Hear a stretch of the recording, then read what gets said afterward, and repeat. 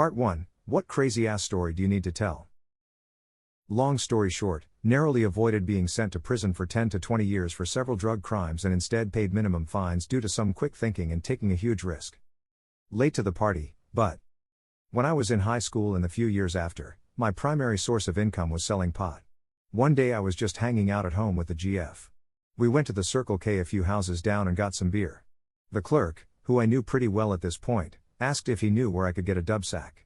I said sure and that I'd be back soon. I go home and forget about it. An hour or two later I'm like, oh crap, remember, weigh it out and go back. He had already given me the money, very important detail for later, so I waited until he had no customers.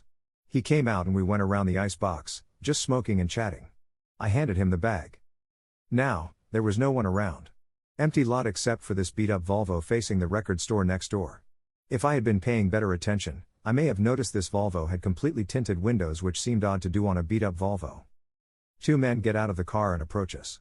One tall skinny guy wearing 100% denim and another guy who looks like Dog the Bounty Hunter in a beige sweater.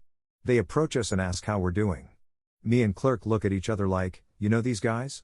Then all of a sudden, the flash badges and yell EPD. You're under arrest. And cuff us, separate us, and search us.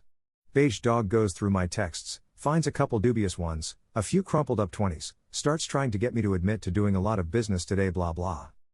Then they surprise me by walking me and my GF back to my porch, saying they've seen me come and go quite a bit and just want to make sure you don't have a pound of heroin in there and they'll just charge me with a misdemeanor. Otherwise, it will be jail and a felony.